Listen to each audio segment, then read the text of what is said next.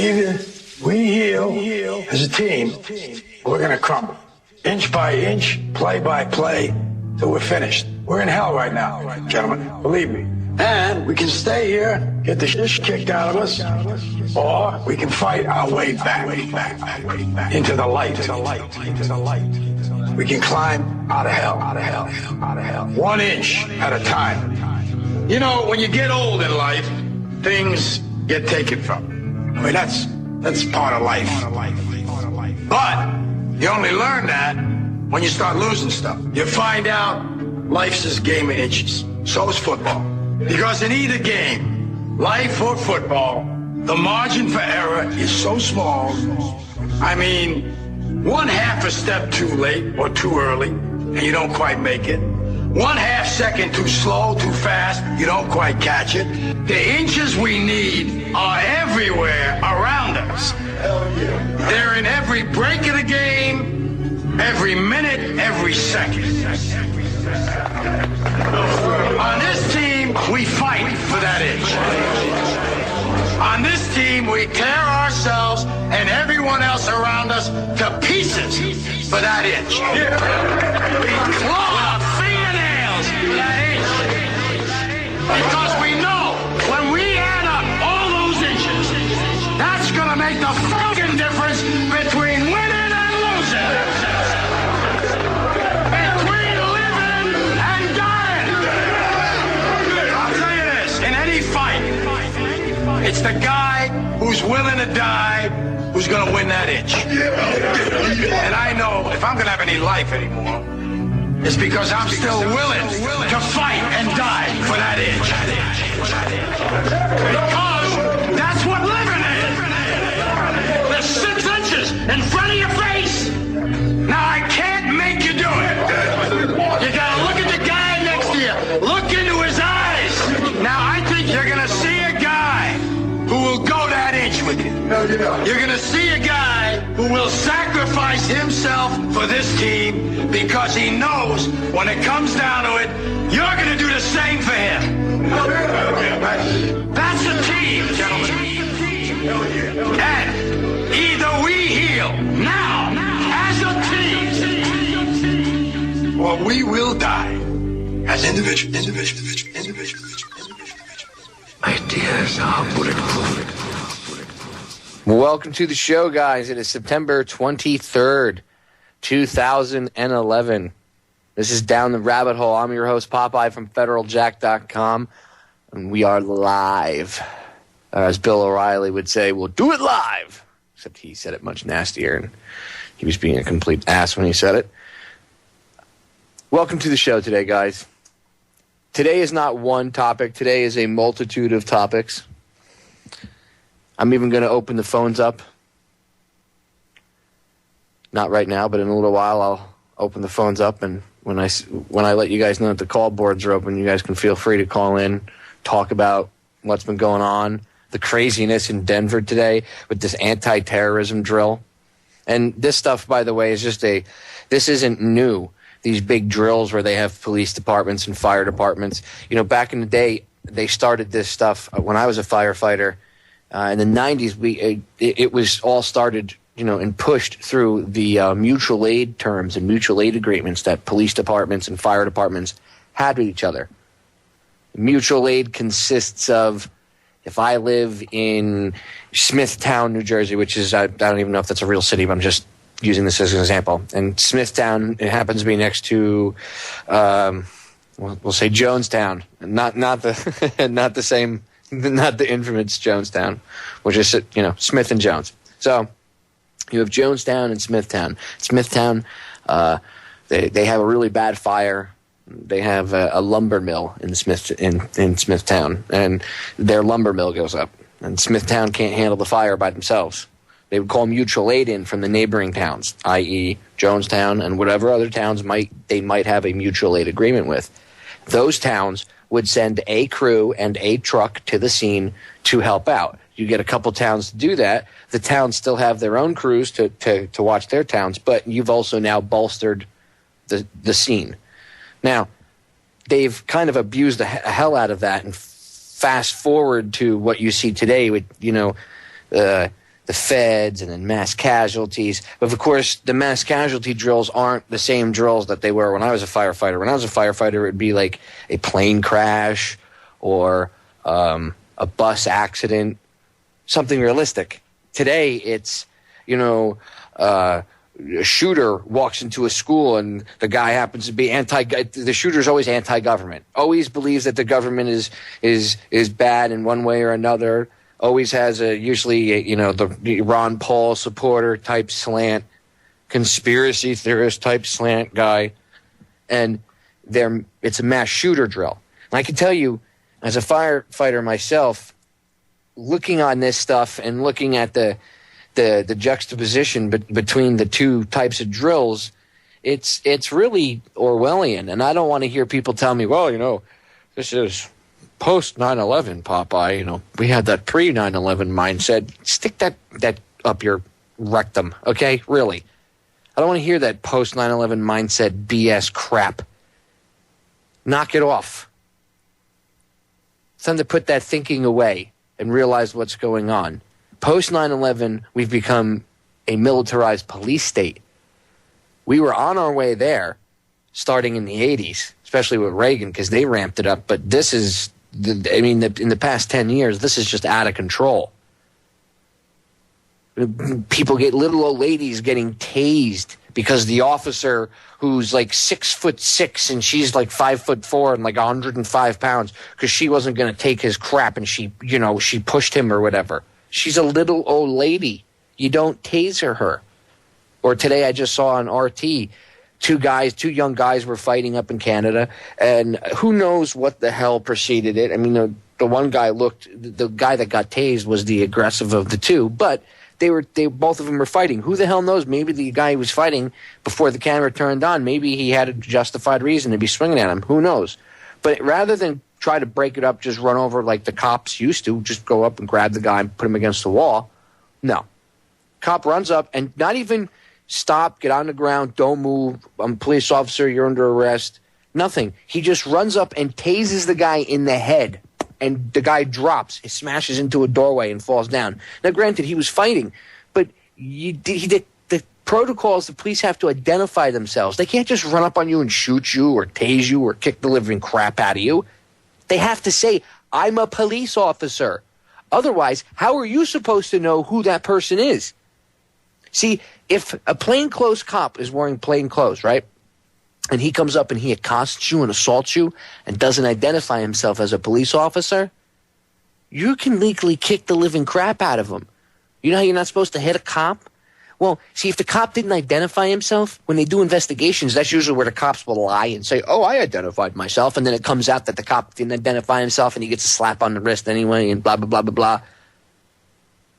How many times do you think that happens where it doesn't go out in the open, so it doesn't matter. That person gets screwed because the cop lied. But technically, they're supposed to identify themselves. That's why they have to lie when they don't, because they know if they didn't identify themselves as a cop, the guy has a case of self-defense because he didn't know he was a cop. I don't have ESP. How am I usually you can spot undercovers unless they're really good. Okay. And usually the ones that are really good aren't, worried about chasing some, violating some average citizen's rights. They're usually, worried about real problems. And that's why they're undercover. The plainclothes cops are different than undercover cops. Plainclothes cops are just dicks that didn't feel like wearing a uniform, maybe because they wanted to fit in and make, maybe the arrest is a little easier for them. And I guess if I was a cop, I'd probably want to wear plain clothes too if I could. But the undercover cops are not plain clothes. There's a difference. The undercover, heavy undercover guys, that's the kind of stuff like when I was a PI, I used to do undercover work. I worked at companies pretending to be an employee there, and my job was actually to spy on, certain people for one reason or another, or to make sure that the whole place wasn't getting robbed, people weren't stealing or whatever. But there is a bit of a difference. Anyway, speaking about cops and talking about police and misbehavior of the police, I had a guest yesterday who, because her time, she's a professional. She does work during the course of the day. Not that the listeners don't or whatever, but she gets up rather early. So she's usually up before the sun is up. And I wanted to interview her. So I did a recorded interview, and I was originally going to air it tonight, but it was so long that I'm not going to be able to do so. We're going to air it next Wednesday. Commercial free. The only commercial you'll hear will be at the top of the hour. The top of the hour, 6-minute break. So next Wednesday will be a special interview, and I'll get into that more when I come back.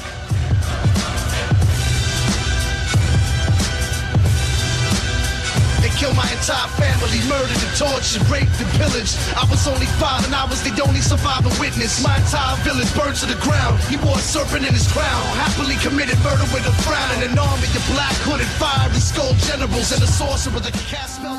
Let us never tolerate outrageous conspiracy theories concerning the attacks of September the 11th. Malicious lies that attempt to shift the blame away from the terrorists themselves, away from the guilty.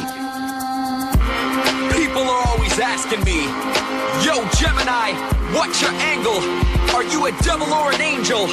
And I say both, as I continue to blame the Knights Templar and the Hospitallers.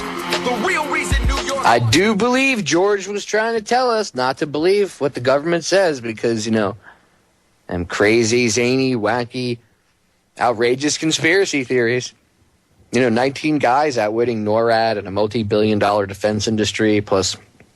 you know, them getting through the checks and balances we already had in place before 9/11, which were not things like the visas.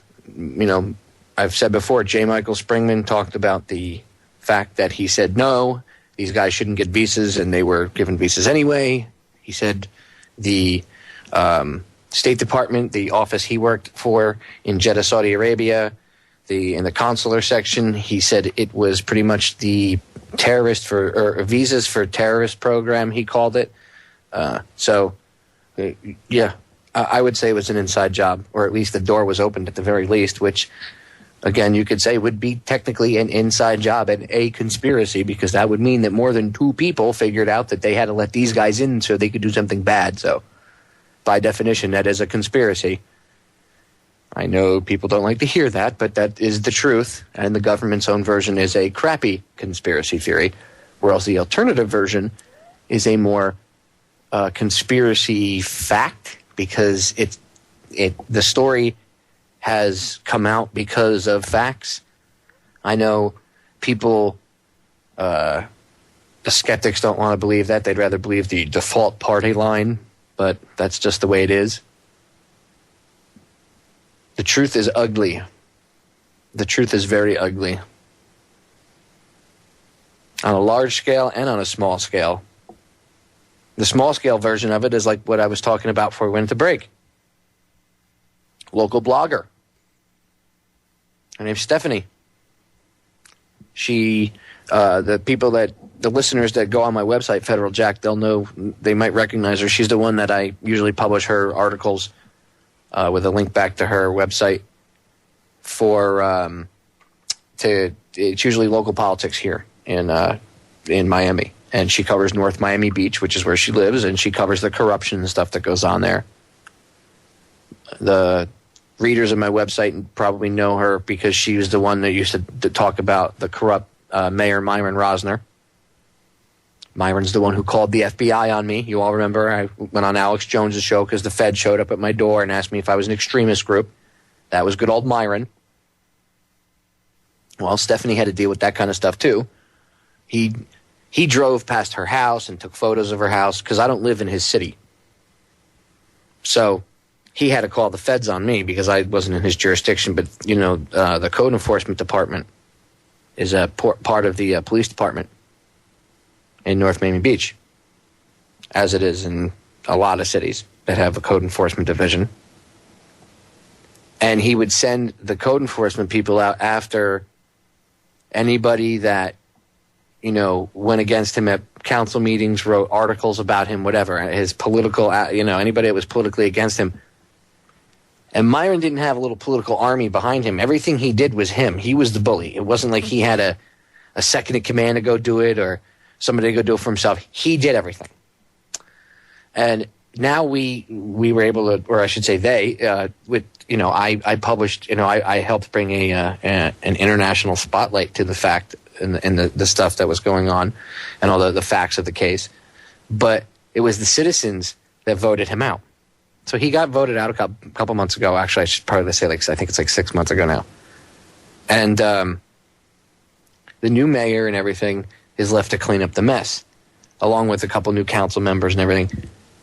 Now, we all know that in the past 10 years, the war on terror has gotten out of control.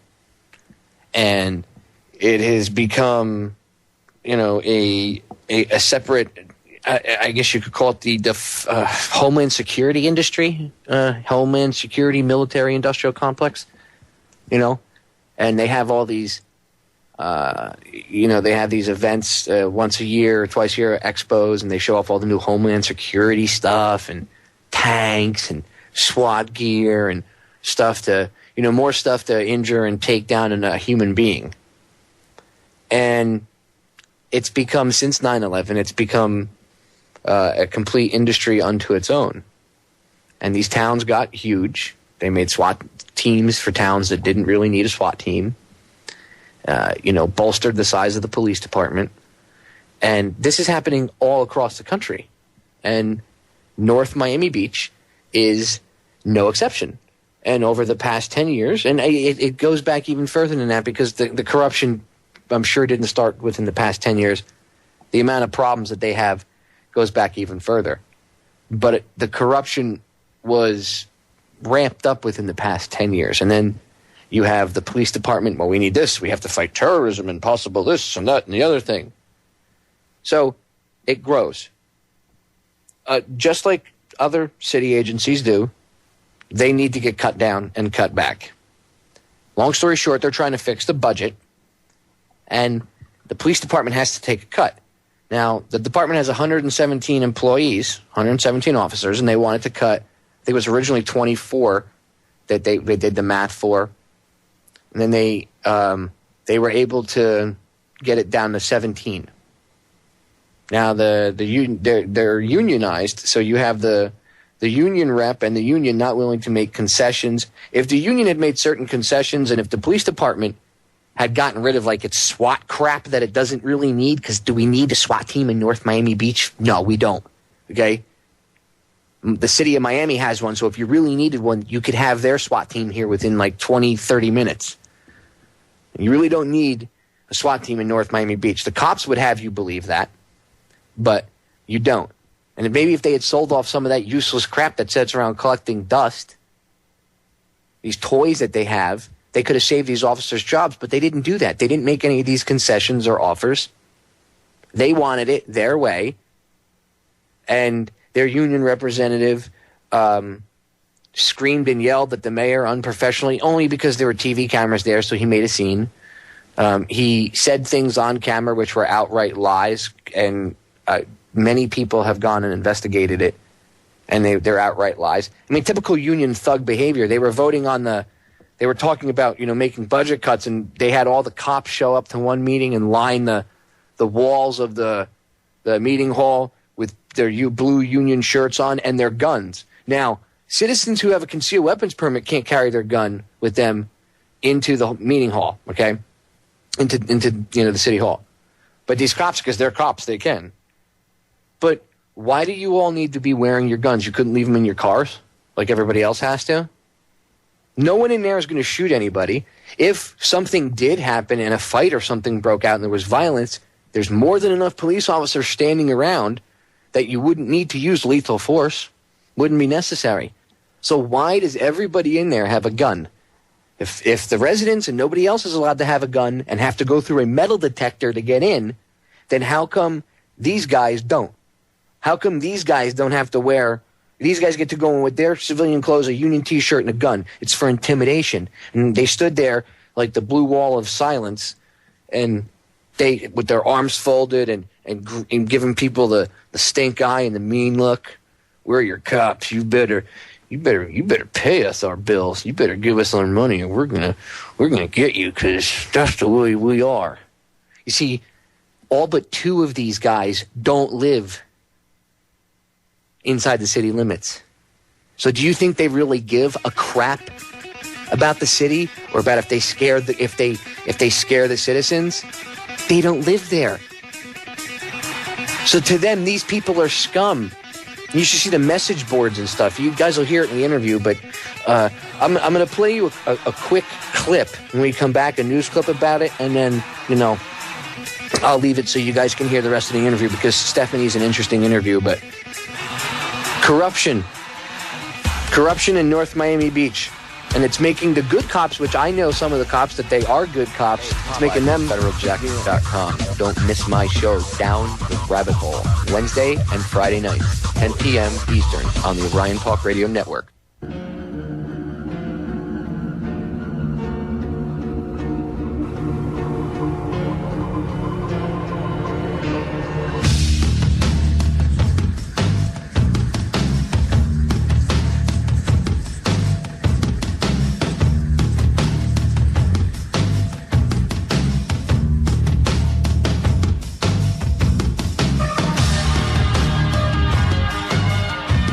Welcome back, guys. Before the break, I was talking about how a local blogger here is getting harassed pretty much and I guess you could say threatened. When you hear the entire story, you could say that what they did to her and two other residents is considered, well, at least what they did to the residents could be considered a threat. And then what she's had happen to her in the past few, I'd say, month and a half, 2 months, you could be considered the threatening behavior.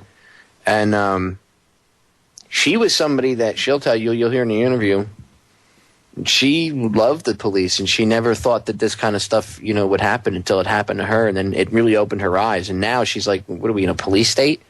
It's amazing how look, you can lead the horse to water, but you can't make it drink. And I said to Steph, I can tell you a bazillion times that things are bad, but you have to see it for yourself. And now she is, and she's just appalled. And then their behavior on top of it, which you'll hear, I'm going to play the quick news clip from the local Fox affiliate down here that she went to and got on, and that's how it publicly got out. And then I put it out on Federal Jack for her.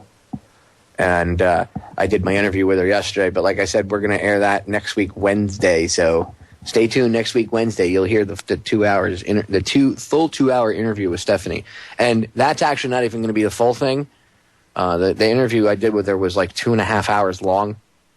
So for the entire unedited part, it'll be up on YouTube next Wednesday, or right after the show. You'll be able to hear the whole unedited full thing. So you'll hear most of it on air.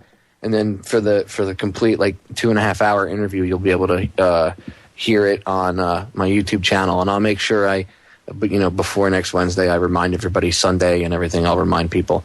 But when you hear what the things they've done, there's a law enforcement message board, and they have a thread up there about her now with all disparaging comments and everything, making fun of her, all ad hominem attacks. They have never once been able to state their opinion as to why they're attacking her, what the real reason is, maybe she said something that pissed them off, or they've never been able to bring an attack to the table saying, well, this is the reason why I think your opinion on the budget cuts is retarded, and blah, blah, blah, blah, blah, blah, blah, blah, blah, with any evidence. Nothing. It's all ad hominem attacks. They make fun of her. They call her names. They make fun of her clothes. They make fun of her hair. I mean, these are police officers. You really think these types of people should have guns? This isn't Beverly Hills 90210. This isn't high school. So I don't think children like that should have weapons. So hopefully some of these little jerks, these little punks that are doing this are the ones that got fired. That would be awesome. That would just be justice. But I'm going to play the quick news clip from WSVN for you really quick. So here you go. And it's just more evidence that it's real. It's not just me and her saying it. That politics can sometimes be tough, especially when it comes to contentious issues like the budget and laying off police officers. But you have to get ready for this story, because the allegations tonight is that a very threatening email came right out of the police department, and it has one woman very concerned. He says to all the criminals, come and get them, something like that. I'm paraphrasing, and it only takes one bullet. So you were nervous? Yeah, nervous. I was mad. This is a threat. this is a threat. And these were two people who spoke out against the police department. Yes, yes. And that there should be cuts. There should be cuts. Well, it appears that politics getting downright nasty in North Miami Beach. Stephanie Kinzel here runs a blog that is highly entrenched in North Miami Beach politics. It's called Voters' Opinion. Lately, all anyone is talking about is the budget and the proposed cuts of at least 17 North Miami Beach police officers. Why do you believe that email came from the police department? Because the IP address, my webmaster did a search, and I understand these searches can be done by almost anybody. It came right from the North Miami Beach Police Department's website or computer. How concerning is that? Yeah, it's kind of. I mean, wouldn't you be? My concern is that, first of all, he used a police computer. And this is supposed to be official business, not personal business. So this is our tax dollars at work. Several days ago, Stephanie says she received an email, which she did not publish, which lists the home addresses of two outspoken critics of the police department. Quote, "Criminals, here it is. Have fun," the email reads.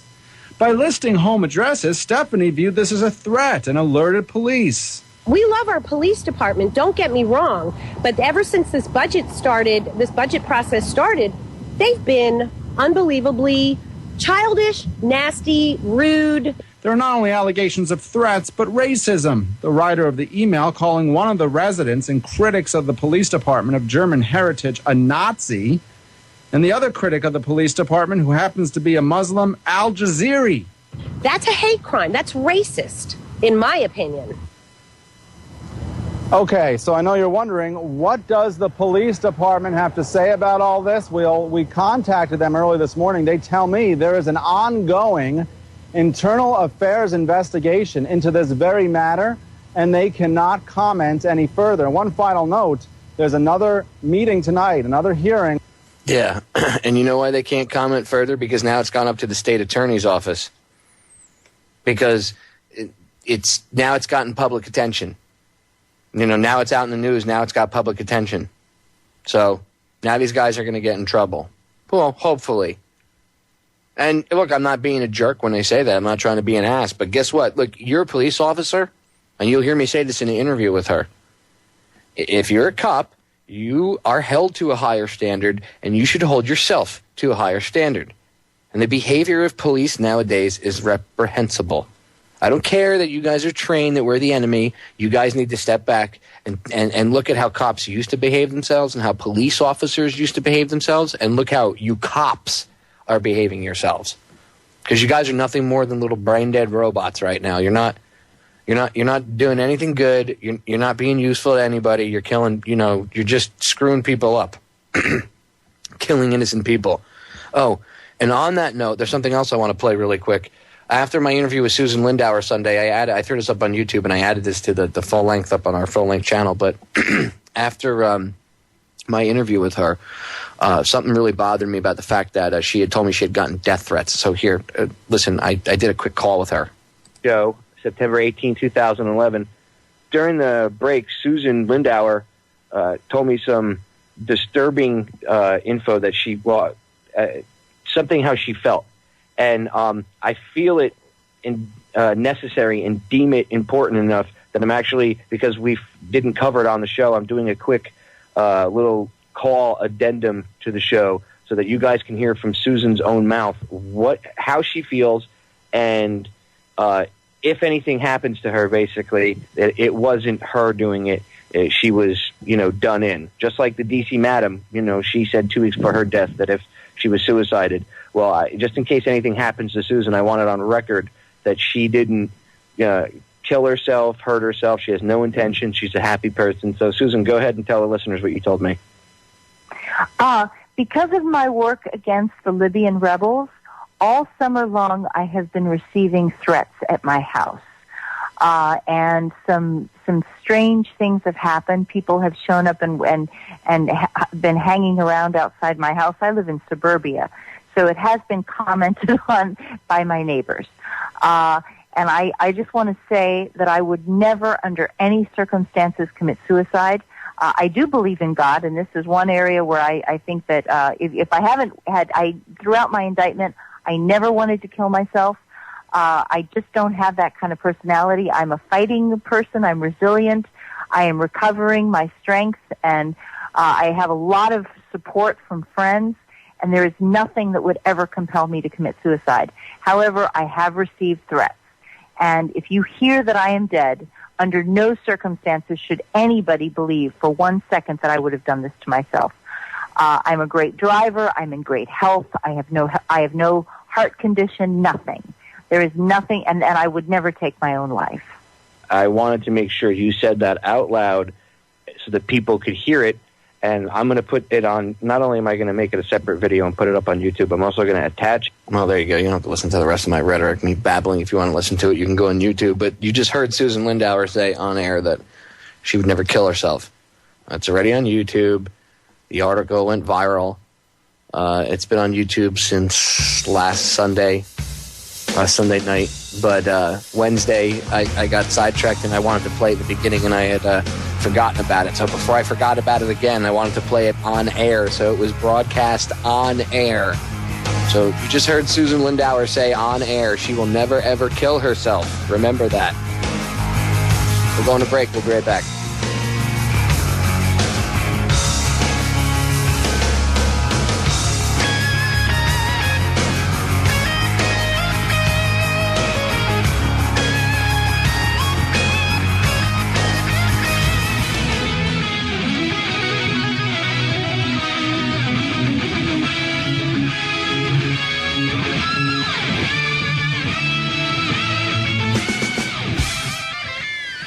We're back, guys. I want to play an example for you of how veterans are treated. And this is a news clip. This is about 2 years old. But this is something that goes on to this very day, okay? And I had something similar, not the exact same situation, but something very similar happened to me. And it took me about 5.5 years to get them to admit that it was their clerical error and I did not owe them all this money. And this is the military. Check this out. Listen what they do to this guy. I feel disrespected by Fort Lewis and by the chain of command up there. A former National Guard soldier who received a Purple Heart is now getting bills for thousands of dollars. And they're coming from the military. Good evening, everyone. I'm Lauren Allison in for Jennifer Winters. I'm David Walker. Thanks for joining us on this Friday night. A former Oregon National Guard soldier who was shot while on patrol in Iraq never imagined he'd have to fight the military when he got home. Gary Fleiter II is being billed for military-issued equipment he believes was lost after he was flown out of the country for medical treatment. KVAL's Laura Rios joins us now with more. Well, guys, Gary Fleiter II tells me that he has been trying to get this straightened out since late 2008, 2009, and he's worried that his case is lost in a pile of paperwork between Oregon and Washington. Gary Fleiter II is a member of the new generation of disabled veterans. He joined the Oregon National Guard after September 11th, 2001. 6 years later, in September 2007, a sniper in Iraq shot him. This is the entry here, and this was the exit. Fleiter will wear this brace for the rest of his life, a permanent reminder of an event he barely remembers. I remember grabbing a hold of my leg and pulling my hands out and realizing that I had blood on my hands. And then from that point on until I got loaded onto the Stryker was just a big blur. Fleiter received a Purple Heart 3 days after he was shot. And almost 2 years later, he got this bill from the military for missing equipment. The total, including interest, $3,175. This is a list of the gear issued to Fleiter that was missing when his unit came back in 2008, the year after he was shot. It's things like clothing, canteens, grenades. Fleiter says he lost sight of this gear when he left Iraq and shouldn't be responsible for it now. But the federal government is taking money from his disability check each month, and he says they froze his tax returns to pay for it. I called the Oregon National Guard. Captain Stephen Bomar told me the charges come from Joint Base Lewis McChord in Washington State, where Fleiter spent 1 year recovering from his injury.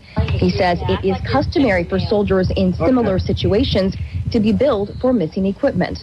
Well, it is one of the processes. That way we can keep good accountability for all the equipment. Bomar said Flighter should submit a sworn statement explaining his situation to be reimbursed. Flighter gave me a copy of this sworn statement he signed at the Albany, Oregon Armory in February of this year. But the federal government has continued to take money out of his disability checks. Is it possible in this case that there's just some paperwork that wasn't filed correctly? I think it could be on our part on this one, or it could be on the soldier's part, and that's one of the things that they're going to take a look at. Honestly, I do. I think it's just sitting there on somebody's desk at Fort Lewis, and they just don't want to mess with it because they don't feel that it's a big enough issue.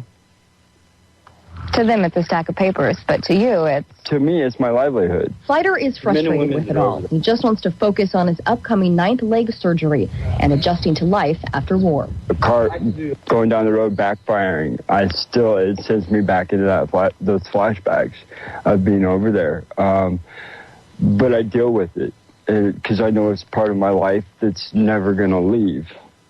Captain Bomar with the National Guard tells me if the charges are erroneous, Flighter will get his money back and will stop being billed. But if not...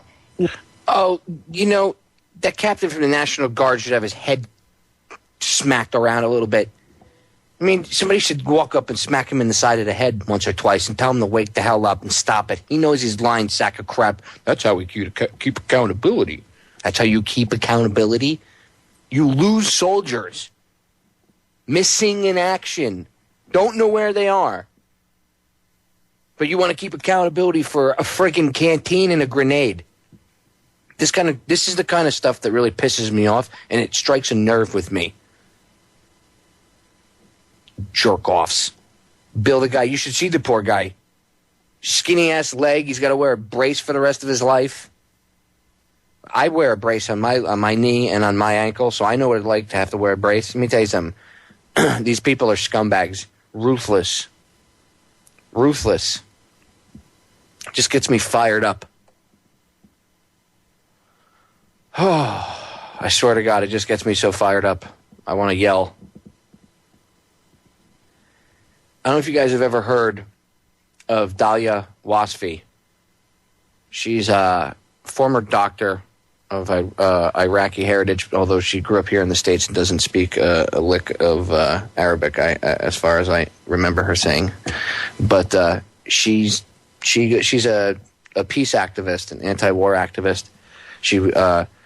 I believe she knew Rachel Corrie, the girl that was killed by the Israelis, run over by a bulldozer. American girl. Our country did nothing. That's right. A foreign government, a foreign military ran over an American citizen with a bulldozer, and we did nothing. It goes to show you who really runs our Congress and really who pulls some of the controls, huh? Anyway, there's an epic speech by her on the internet. You can find it. It was put together by, it's in a video put together by a YouTube user called The Paradigm Shift. But there's a clip of it called Dahlia Wasfi epic speech, and you can just look that up on YouTube. But I'm gonna play a clip of it for you, because if this doesn't get you fired up and give you goosebumps, then nothing I've ever played for you will. We have an obligation to every last victim of this illegal aggression, because all of this carnage has been done in our name. Since World War II, 90% of the casualties of war are unarmed civilians, a third of them children. Our victims have done nothing to us. From Palestine to Afghanistan to Iraq to Somalia to wherever our next target may be, their murders are not collateral damage. They are the nature of modern warfare. They don't hate us because of our freedoms. They hate us because every day we are funding and committing crimes against humanity. The so-called war on terror is a cover for our military aggression to gain control of the resources of Western Asia. This is sending the poor of this country to kill the poor of those Muslim countries. This is trading blood for oil. This is genocide. And to most of the world, we are the terrorists. In these times, remaining silent on our responsibility to the world and its future is criminal. And in light of our complicity in the supreme crimes against humanity in Iraq and Afghanistan and ongoing violations of the UN Charter and international law, how dare any American criticize the actions of legitimate resistance to illegal occupation? Our so-called enemies in Afghanistan, Iraq, Palestine, our other colonies around the world, and our inner cities here at home are struggling against the oppressive hand of empire, demanding respect for their humanity. They are labeled insurgents or terrorists for resisting rape and pillage by the white establishment, but they are our brothers and sisters in the struggle for justice. The civilians at the other end of our weapons don't have a choice, but American soldiers have choices. And while there may have been some doubt 5 years ago, today we know the truth. Our soldiers don't sacrifice for duty, honor, country. They sacrifice for Kellogg, Brown, and Root. They don't fight for America, they fight for their lives and their buddies beside them because we put them in a war zone. They're not defending our freedoms. They're laying the foundation for 14 permanent military bases to defend the freedoms of ExxonMobil and British Petroleum. They're not establishing democracy. They're establishing the basis for an economic occupation to continue after the military occupation has ended. Iraqi society today, thanks to American help, is defined by house raids, death squads, checkpoints, detentions, curfews, blood in the streets, and constant violence. We must dare to speak out in support of the Iraqi people who resist and endure the horrific existence we brought upon them through our bloodthirsty imperial crusade. We must dare to speak out in support of those American war resistors, the real military heroes who uphold their oath to defend the Constitution of the United States against all enemies, foreign and domestic, including those terrorist cells in Washington, D.C., more commonly known as the legislative, executive, and judicial branches. Douglas said, those who profess to favor freedom and yet depreciate agitation are people who want crops without plowing the ground. They want rain without thunder and lightning. They want the ocean without the roar of its many waters. The struggle may be a moral one, or it may be a physical one, or it may be both, but it must be a struggle. Power concedes nothing without a demand. It never has, and it never will. Every one of us must keep demanding, keep fighting, keep thundering, keep plowing, keep speaking, keep struggling until justice is served. No justice, no peace. No justice, no peace. I couldn't say it any better. And every time I hear that woman speak, it gives me goosebumps. You guys could probably even hear it in my voice. It strikes a personal chord. We are responsible. By sitting back and doing nothing, we are responsible. It's time to stand up and say, no. This is my country and I want it back, God damn it. We're going to break. We'll be right back with hour 2.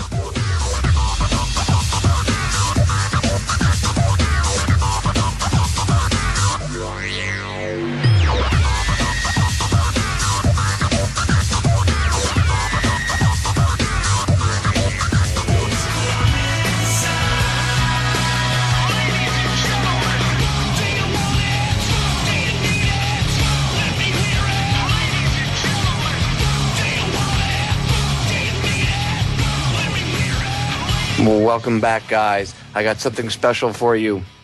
Thanks to Ken. He's one of our hosts here, Sunday nights, 10 to 12. He sent me a good clip. I want to play it for you. This is a member of the Iraq Veterans Against the War, a group I am a proud member of. And I want you guys to hear what he has to say himself. This is important. And I tried hard to be proud of my service, but all I could feel was shame. And racism could no longer mask the reality of the occupation. These were people, these were human beings. I've since been plagued by guilt anytime I see an elderly man, like the one who couldn't walk, who we rolled onto a stretcher and told the Iraqi police to take him away. I feel guilt anytime I see a mother with her children, like the one who cried hysterically and screamed that we are worse than Saddam as we forced her from her home. I feel guilt anytime I see a young girl, like the one I grabbed by the arm and dragged into the street. We were told we were fighting terrorists. The real terrorist was me, and the real terrorism is this occupation. Racism within the military has long been an important tool to justify the destruction and occupation of another country. It has long been used to justify the killing, subjugation, and torture of another people. Racism is a vital weapon employed by this government. It is a more important weapon than a rifle, a tank, a bomber, or a battleship. It is more destructive than an artillery shell, or a bunker buster, or a Tomahawk missile. While all those weapons are created and owned by this government, they are harmless without people willing to use them. Those who send us to war do not have to pull a trigger or lob a mortar round. They do not have to fight the war, they merely have to sell the war. They need a public who is willing to send their soldiers into harm's way. They need soldiers who are willing to kill and be killed without question. They can spend millions on a single bomb, but that bomb only becomes a weapon when the ranks in the military are willing to follow orders to use it. They can send every last soldier anywhere on earth, but there will only be a war if soldiers are willing to fight. And the ruling class, the billionaires who profit from human suffering, care only about expanding their wealth, controlling the world economy. Understand that their power lies only in their ability to convince us that war, oppression, and exploitation is in our interest. They understand that their wealth is dependent on their ability to convince the working class to die to control the market of another country. And convincing us to kill and die is based on their ability to make us think that we are somehow superior. Soldiers, sailors, Marines, airmen have nothing to gain from this occupation. The vast majority of people living in the U.S. have nothing to gain from this occupation. In fact, not only do we have nothing to gain, but we suffer more because of it. We lose limbs, endure trauma, and give our lives. Our families have to watch flag-draped coffins lowered into the earth. Millions in this country without health care, jobs, or access to education must watch this government squander over $450 million a day on this occupation.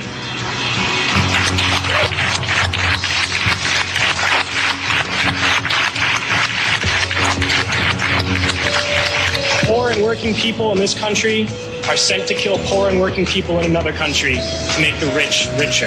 And without racism, soldiers would realize that they have more in common with the Iraqi people than they do with the billionaires who send us to war.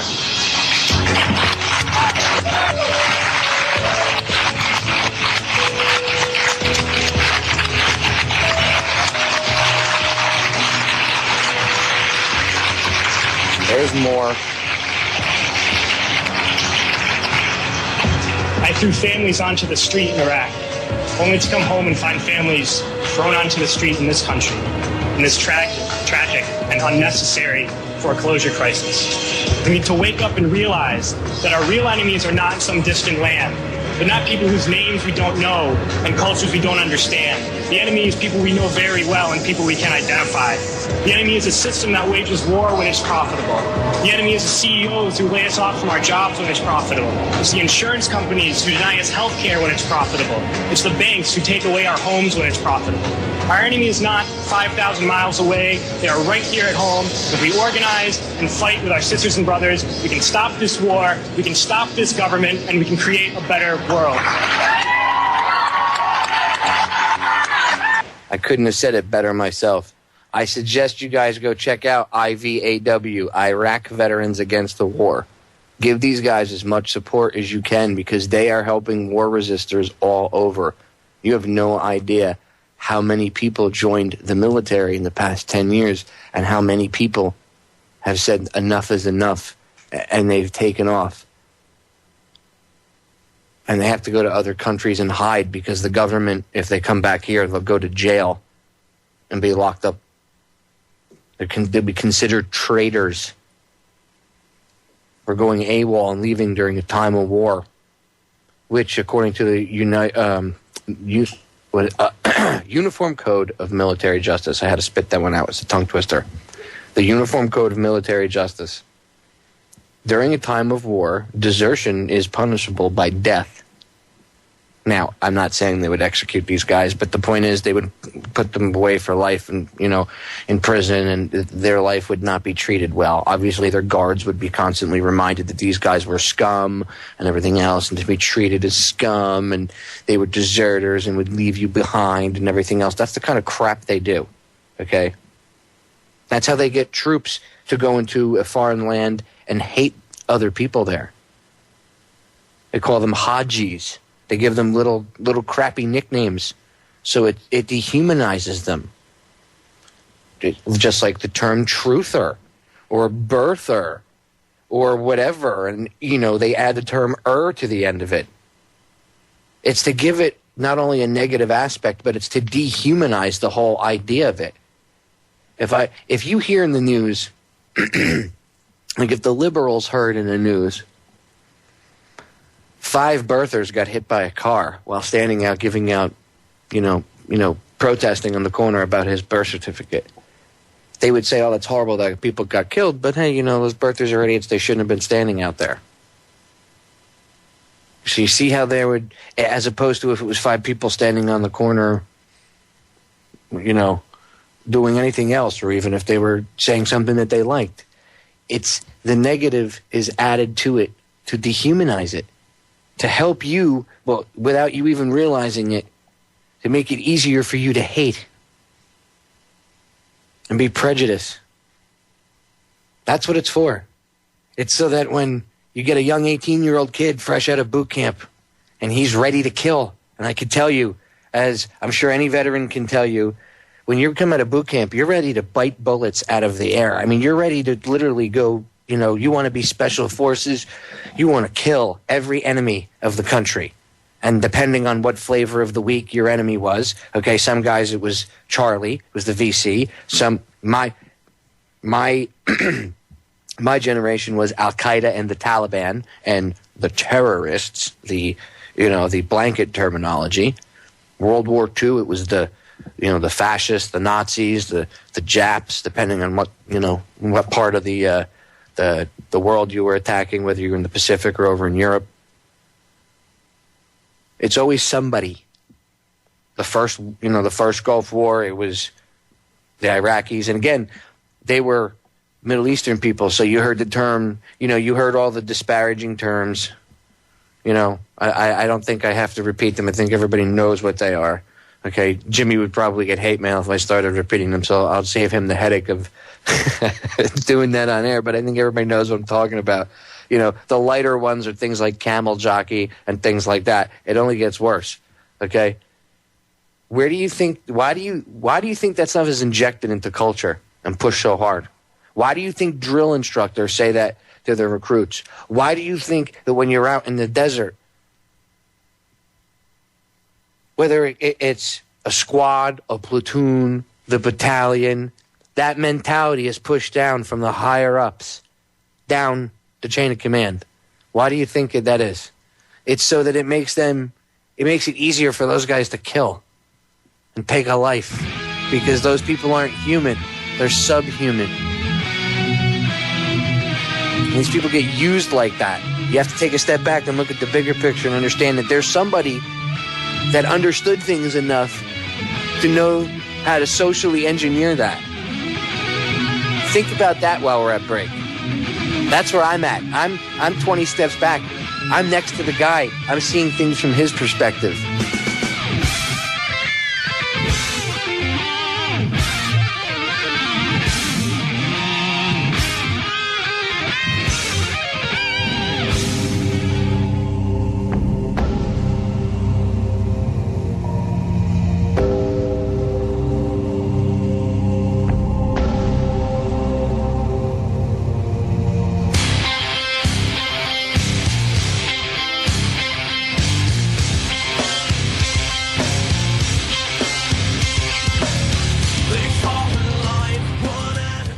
We're back, guys. I hope that the stuff that I've played for you in the past, but especially tonight, inspires you and fires you up and gets you angry, helps wake you up and understand. We are culpable if we sit back and do nothing. We are responsible for all the deaths and the tyranny, whether we like it or not, whether we want to say it or not. We are responsible for it. So it's time we stand up and say, no, this is my country. You can't have it. We're taking it back. Because we have to do something. When people say, oh, it's too late already. No, it's not too late. If it was too late, we'd be in camps already. So no, it's not too damn late. We still have a friggin' chance. Stop being a bunch of Mary Janes Get up off your asses and let's do something about it. And I don't mean burn things down, but get up and wake up the guy next to you. Tell him what's going on. Get him politically involved because it matters. It's making a damn difference. Why do you think they attacked the Tea Party? Why do you think Morgan Freeman came out and said this today? Okay, you think I'm crazy when look? Now I used to respect Morgan Freeman until I heard him say this. Okay, he said that the Tea Party and their opposition is all based on anything. Anything opposition based against Obama is all based on racism. So after you hear this, okay, if you still think Morgan Freeman's a great guy, no. Obviously, you see he's a race-baiting turd. Racism, or has it in a strange way made it worse? Made it worse. Look at the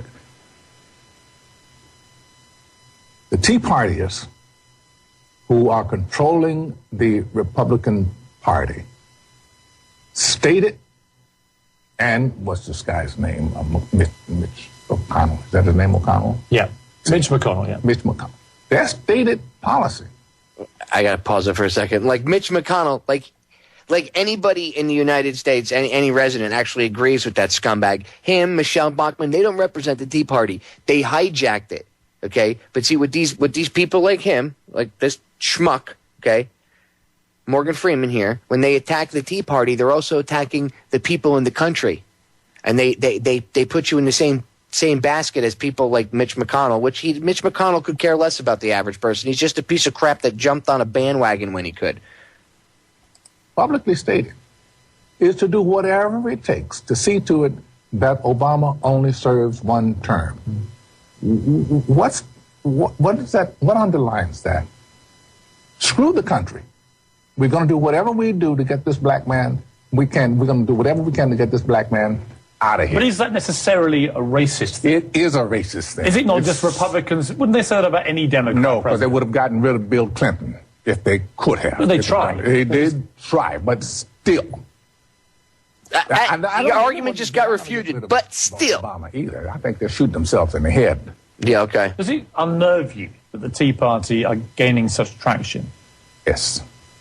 Why? Yes. Well, it just shows the weak, dark underside of America. We're supposed to be better than that. We really are. That's why all those people were in tears when Obama was elected president. No, it's not. Look at what we are. That was a mind control program, putz. You know? And then it just sort of started turning because these people's surfaces like stirring up muddy water. Are you disappointed that Obama has the Tea Party's muddy water? So if you're against big government and government spending you into a hole, you're muddy water. You're racist. But I so understood that he was trying to hold on to his own promise.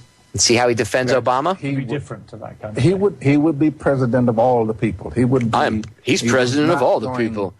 He's not picking a fight with the Tea Party. Not to have this.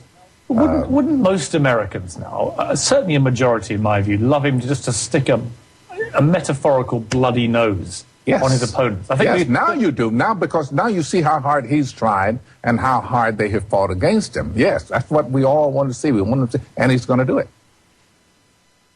There you go. You have Morgan Freeman telling you that, Obama's going to give him a bloody nose. You have Piers Morgan, who's supposed to be a quote-unquote independent, he's supposed to be, when I say independent, I know he's not, but as a journalist, if you're interviewing somebody about politics, you're not supposed to throw your own personal feelings in there. And what did you hear him say? At the end there, he would like to see somebody, Obama punched the Tea Party in the nose, metaphorically. Give him a bloody nose. Give him a good whooping, as it were. What for? Screw you, Piers, okay? And screw you, Morgan Freeman. I will never ever see one of your movies again, okay? I am going to boycott you now. You are a piece of trash. I have no use for you. I cannot believe that you actually had the nerve to do that. Well, yeah, I can, because a lot of you liberal actors are dumb, and you're going to play the race card because you're a black guy, and either one of two things. Either somebody has something over him, because I know he's got that whole thing where he had problems with or accusations of trying to hook up with a younger person in his family, a female. So it could have been that. Maybe they were holding that over his head, and they because things like that happen, and they go, and he is an actor, so it wouldn't be hard for him to act, even if it's on, CNN. And it's either that or he really does believe that, and then that means he's a racist himself. Because when people come out and say you're a racist, anybody that points out the fact that that it could be, let me try to word this correctly so this comes out so I don't have to hear any criticism. If someone points out the fact, okay, that you don't want big government and you don't want taxes, you don't like him because he's black. If they throw racism out like that, if you didn't hire me because I'm black, that person is racist. They're the ones that are thinking along those lines. Now, if you did really say, well, I'm not going to hire the guy because he's black, well, then that is racism itself as well. But if you didn't, if you had say you didn't hire somebody and they were black and they had an attitude problem about it and they started, oh, you're not hiring me because I'm black, that's a racist attitude. They're assuming that you would think like that. And why? Because they probably think like that. That's why. But not about if it's a black person, obviously, maybe not about black people, maybe about everybody else. But, everybody's even racist in their own cultures. Call each other names. Spanish people are one of the most racist cultures I ever met. I love the Spanish culture. But, they're even racist with themselves. Depending on what part of the world you're from. If you're, the Mexicans are looked at like they're not super low on the totem pole. They're about middle way, maybe a little bit lower down. And then you got the Dominicans. They're looked at like at the bottom from every culture. Cubans, Puerto Ricans, doesn't matter. You ask them, oh yeah, the Dominicans.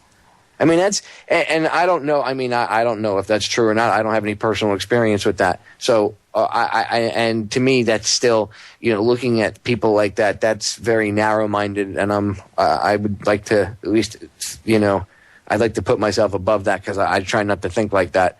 Everybody slips up once in a while, but I wouldn't want to put myself there. But that just goes to show you how, how even in cultures there are subcultures of racism. So it's not just white people are racist, black people are racist, Spanish people are racist. Everybody's racist against everybody else. That's done on purpose. I've said this before. I did a whole show about this one time. It's to keep us separated. When we come back, I want to take calls. So call me. If you want to call in about anything I've done tonight, anything I've covered. 888-320-6151. 888-320-6151. We'll be right back. And I am North and South Dakota, in New York City, I am everything.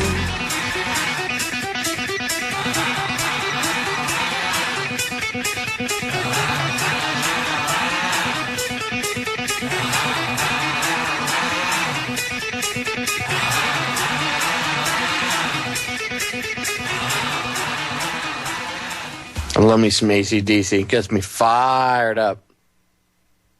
That was when rock and roll was still rock and roll. I know the music industry back then was just as evil and corrupt and screwed up. I know, I'm sure. But at least they tried to mask it and make it sound like music back then. Now they don't even try. Now it's just all computer-generated crap. It's not even real music. Half the stuff you hear isn't generated by an instrument. It's generated by a computer or a computer program. I'm trying to remember. I know Burmis has talked about this. Probably a good spot to look would be Invisible Empire. But Huxley's work, and if Mike Vail were here, he'd be slapping me. He'd be rattling off stuff. He knows all this off the top of his head. I'm just having a brain fart right now. Huxley and there were two of them, the Huxley brothers. There were two of them, but there's another one. Well, I mean, even modern day people practice, and follow, I guess, along the same their footsteps. But if you go read even H.G. Wells, you could read his book, The New World Order. It came out in the early 1900s, and it wasn't a fiction book. He wrote about how they were going to use stadiums, sports stadiums, and they didn't have this back in the day. At the time, they didn't have baseball stadiums and football stadiums and all that crap. And he talked about how they were going to build stadiums all over the place and use them as a form of mind control, kind of like they did with the Roman Colosseum, bread and circus. For those of you that don't know what I'm talking about, go look up history. Go in Roman history and look up bread and circus and see what the Romans did. But we have our own modern-day version of that. It's called the mainstream media. Yes, I picked on the mainstream media. It's it's a way of control. It's a way of mind control, mass manipulation. It's a way of social engineering is the term I was looking for. I was trying to think of. It's a way of making things. They're in the entertainment people. If you talk to them, you hear entertainment. But if you talk to them behind the scenes, they tell you that they're not in the entertainment industry. Artists, a lot of times people think they're being smug when they say it. And it's always played off like they're being smug. But you'll hear them say, I'm not in the entertainment industry, I'm in the culture creation business. And people go, culture creation, I don't get it. Well, think about what that term means, culture creation. Culture. Now, modern, I'm doing air quotes, modern culture would have you believe, certain things are good and certain things are bad. They always push, if you buy the official party line, and back when we were younger and this stuff wasn't all over the place and so easily accessible because of the internet, and this information wasn't as widespread, it was easier to control people. So people had a different way of looking at it. But now more and more people are seeing that, the mainstream media lies and that it's all manipulation. And the culture creation business really is, they create cultures. I mean, think about it. What do? They're creating the culture. They're creating you saying, I believe in this because, or you believe in this because, or I like this, or I don't like this because. And you don't even know why. But you have these opinions in your head already pre-formulated for you. That's the culture creation business. That's what they do. They're creating this false I don't want to say a paradigm, this false reality that people live in. And, you have to be super skinny. You have to look a certain way. You have to eat a certain way. You have to smell a certain way. Perfume-wise, you have to have certain clothes. You have to drive a certain car. You have to make a certain amount of money or have a certain job. And people, why do kids want to be rock stars now? And 20, 30 years ago, they wanted to be firemen and cops. It's the culture creation business. They're creating the culture. They're creating a culture of idiots. Okay? I mean, children nowadays, my mother-in-law was visiting me recently, and she was telling me one of her good friends, been a teacher for 30 years, she's retiring. She can't wait till to retire. She loves teaching. That's why she's been a teacher for so long. But she's retiring because she can't stand doing it anymore because she doesn't teach. She was telling my mother-in-law that they don't teach anymore at all. At all. They're not allowed to teach. They don't teach with history books, anything. The kids get little like test pamphlets, basically, and that's what they're taught throughout the whole year is to pass these government tests. The No Child Left Behind crap. So kids aren't even taught out of school books pretty much anymore. And if they are, it's not for a long period of time and not anything that's important. So we're pumping out kids that are dumb. I mean, she literally said the kids that are coming out are stupid. They don't know anything. They literally don't know anything. And look, you can see it all around you. You go to the local Walmart, okay, and you deal with the kid that's standing there ringing your crap up at the register. and something goes wrong with the register, and maybe it locks up or he has a problem, freaks out, doesn't know what to do, can't handle it, can't handle a problem. You know, you see people have a flat tire.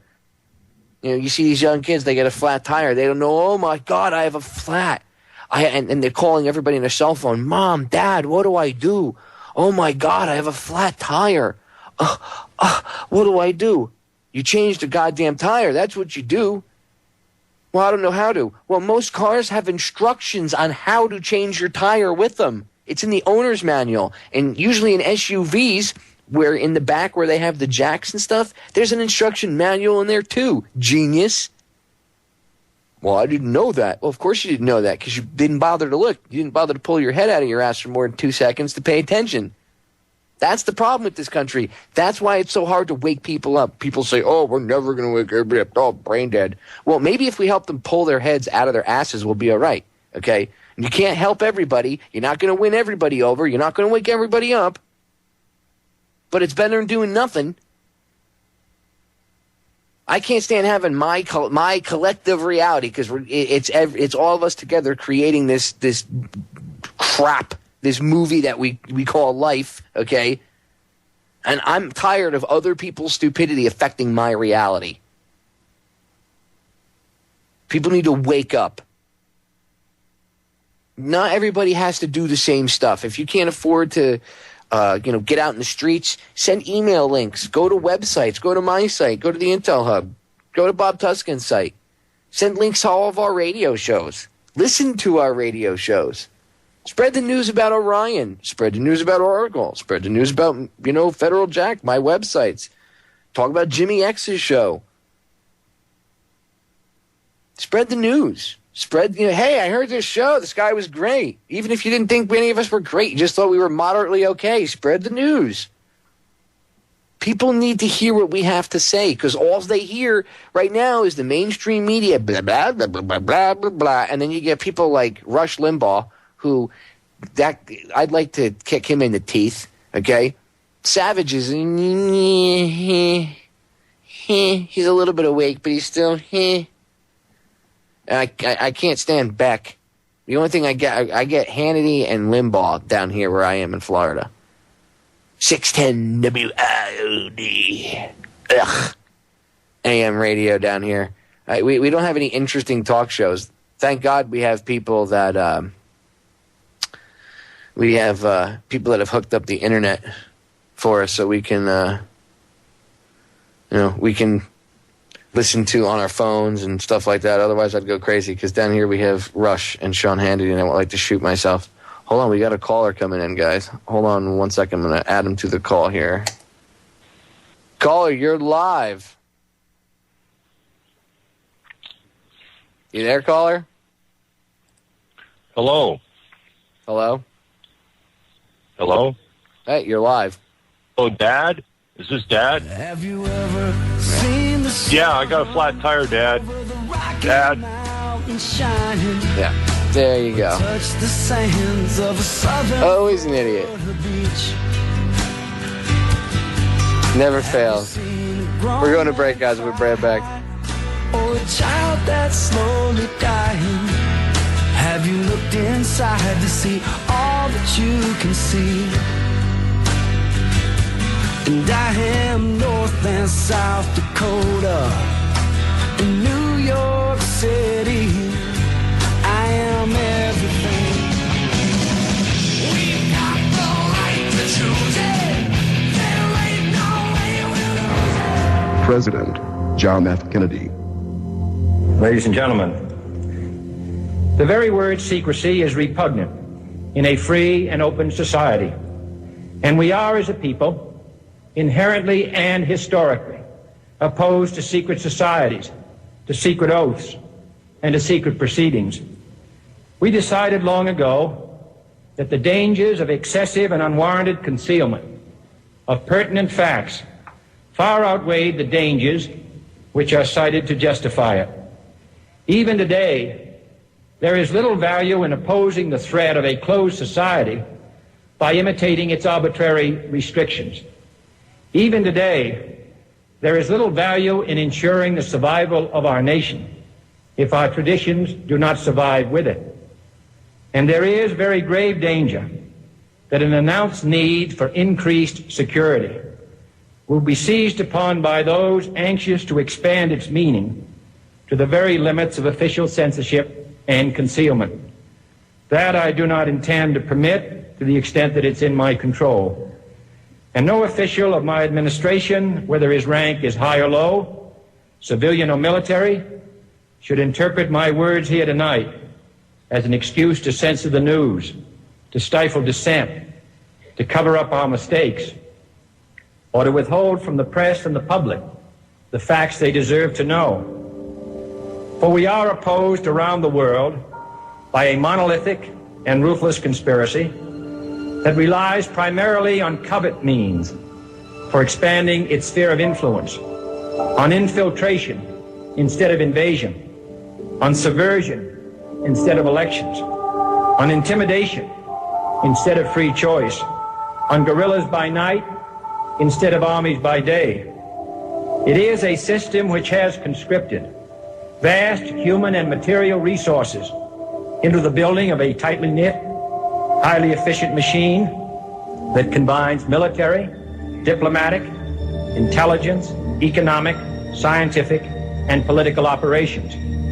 Its preparations are concealed, not published. Its mistakes are buried, not headlined.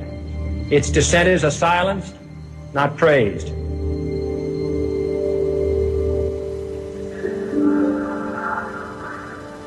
Dissenters are silenced, not praised. No expenditure is questioned, no rumor is printed, no secret is revealed. No president should fear public scrutiny of his program, for from that scrutiny comes understanding, and from that understanding comes support or opposition, and both are necessary. I am not asking your newspapers to support an administration, but I am asking your help in the tremendous task of informing and alerting the American people. For I have complete confidence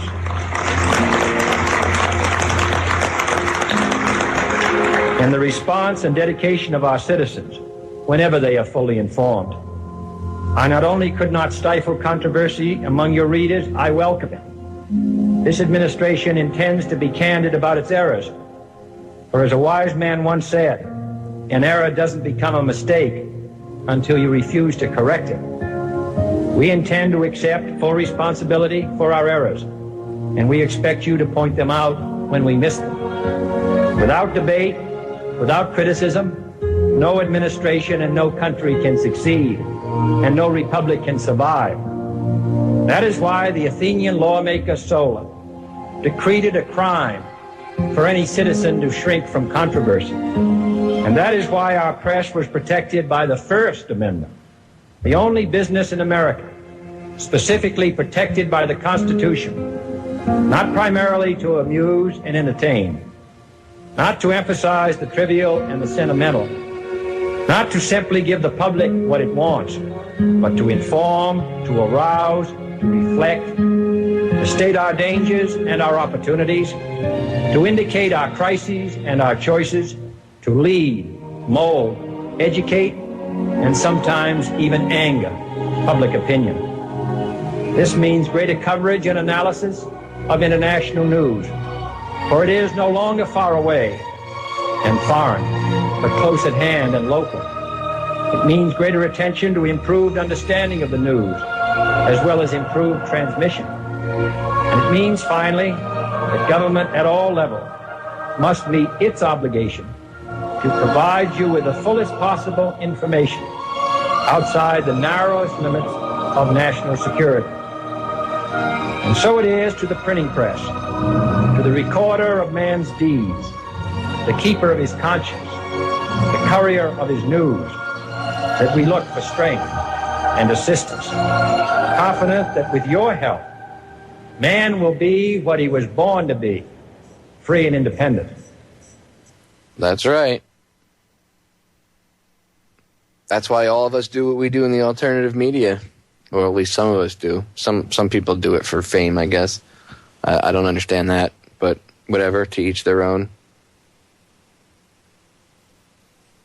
I'm not in it for fame. I'm not in it for fortune. I'm in it to win it. I'm here to chew bubblegum and kick ass. And I'm all out of bubblegum. It's time to take our country back. It really is. It's time for people to stand up and get angry. If more people got pissed off, things would be different. People need to stop saying, well, it's okay. They need to stop making excuses. If anything, if listening to any of the speeches that I had queued up and, prepared for the show for you guys tonight, I tried to make it motivating but emotional for you so you understand. You need to feel it in your core. Your soul needs to get on fire. You need to wake up. It's time to take back what is yours, your freedom. And we have to make amends for what we have allowed to happen in our name. We have to do what's right. And that means, the first thing that means to do is to stand up and admit that we were wrong. It takes a bigger man to admit that you were wrong than it does to sit back and try to cower and hide and everything else. People, we will gain more respect if we start to admit that maybe we overreacted to what happened. We didn't think things through. We acted on emotion. I'll be the first person to admit it. It's time we woke up and took back what's ours before there is no taking it back. My goal with coming on air 3 days a week and then, when I do other shows with other people and stuff and doing everything I do with Federal Jack and my YouTube channels and my video editing and everything is to motivate you people and to educate you. That is my goal. I'm not a hero. If anything, I would be, if this were the Matrix, I would be Morpheus. I am not Neo. I am not the one. You all are Neo. You all have that power. Every one of us has that. And it is time to stand up and realize that. We can stop this. We can change things. But we have to do it together. We have to do it as a team, like my opening says. We have to do it. We need to do it.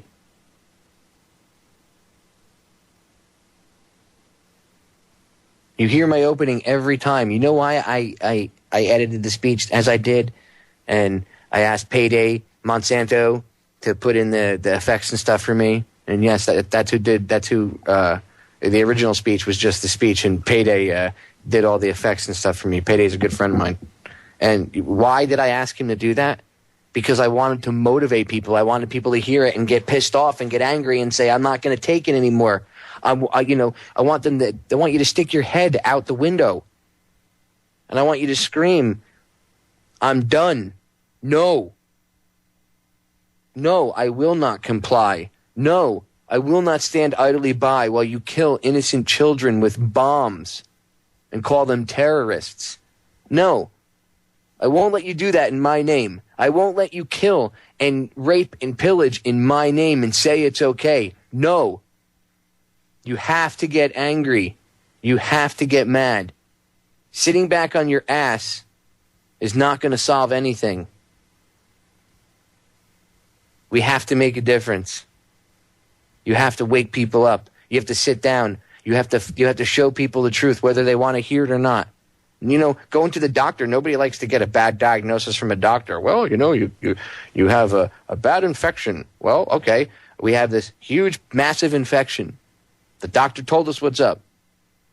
Now, we need to treat it, and not the symptoms, but the problem itself, so that the symptoms will go away. If you just treat the symptoms, the problem still persists. But if we treat the root cause, it all goes away. So it's time to realize we have a problem. Step one. Time to stand up and do what's right. It's the least that we owe to the world for what we've allowed to happen in the past, 50 years, but we'll say in the past 10 years alone. Thanks for hanging out, guys. I'll see you again on Sunday. This is Sparta! Join me 5 to 7, and I'll probably be hanging out on JJ's show 3 to 5 Eastern Standard Time Sunday. I'm out.